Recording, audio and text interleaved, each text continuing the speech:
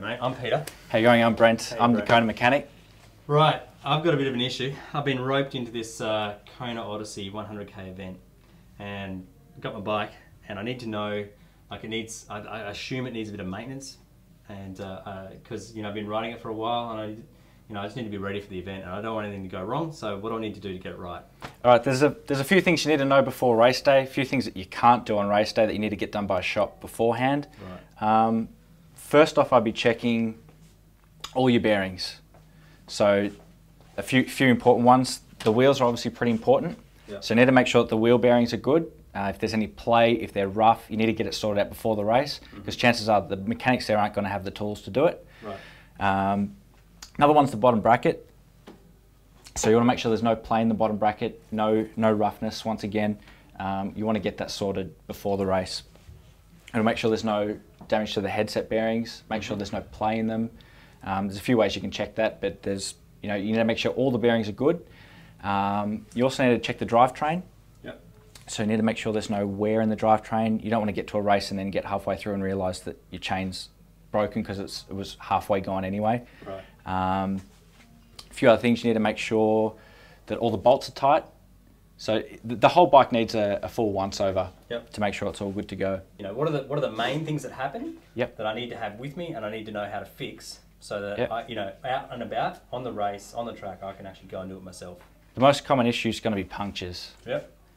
They can happen anywhere. They can happen for no reason, and you need to know how to get it done quickly so that you can keep getting on the race. Yep. Because I'm going to be flat out, man. I'm going to be really gunning it by that stage. Yep. You're going to need tyre levers, Yep. and you're going to need a pump. You're going to need a spare tube. Yeah. They're your three absolute essentials. You can't do without them.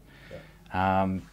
All right. Your chain's going to get pretty dirty throughout the race, so I'm using a degreaser to get rid of anything that's on the chain. Just putting it on a rag, just running the chain backwards through it.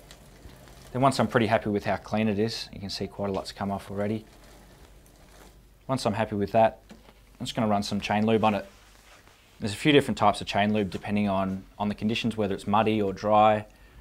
Some people like to run a thick or a thin lubricant. Right. And so you use a thick one for which sort of conditions? If you have something thin when it's raining, it usually, the rain will just wash it straight through the chain. Right, yeah. So you want something that's going to hold onto the chain but not become too goopy that it holds all the mud to it. Right. So as I said, there's quite a few chain lubes out there that you can try. Usually people have a favourite that they use, and that's all they'll ever use. Right. But once the chain's done, I'm just going to go through the gears. Just adjusting the cable tension. Okay, so the gears are all good. Just going to check that your rotors aren't rubbing. Then I'll check the bolts.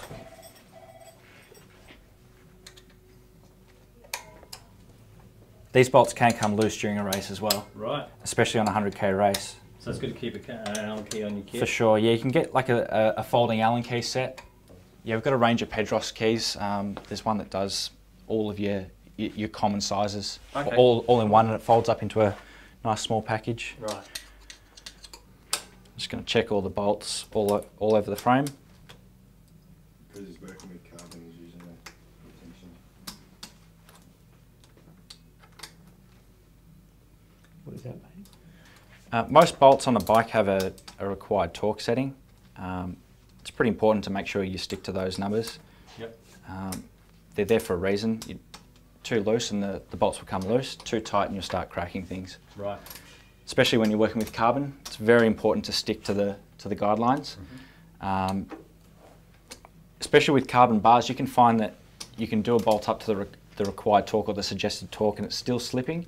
You can get a special carbon paste that you put between the clamping surface, or like on the clamping surface, and that'll actually hold it, give it a bit of extra grip. It's quite gritty. Right. My recommended tyre pressures. Your tyre pressures will always be listed on the side of the tyre. Yep. Depending on the tyre and the conditions, you can run quite different pressures. If you've got a lot of grip, you can try and run a higher pressure because you can go a bit quicker. If you start to lose traction, you might want to drop the pressure just a little bit. If it's muddy, some people put their tyre pressures up a little bit, right. So the spikes of the tyre actually stick into the mud. So there's all sorts of different different things you can try with tyre pressures. Yeah. Preparation for the brakes. Firstly, make sure the brake lever isn't pulling to the bar. If it's pulling to the bar, you've got air in the lines. Okay. You need to get rid of it. To a shop. It needs to be taken to a shop so they can do a brake bleed on it. They'll flush the fluid out. So they put new fluid in and they'll get all of the air out of the system.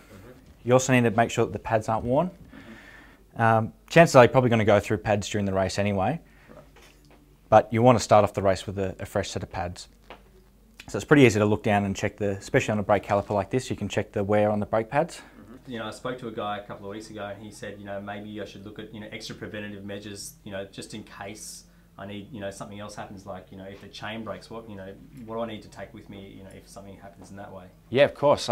Always a good idea to take a couple of extra chain links. Right. They're pretty cheap, they're really small, you can easily fit them in a saddlebag and it can get you out of trouble pretty quick. Right. I'd also be putting in a derailleur hanger. Yeah. You can easily get them for any frame, whatever you're riding, you can get a derailleur hanger, and it's much better than having a broken hanger because they can put you out of a race for sure. Okay.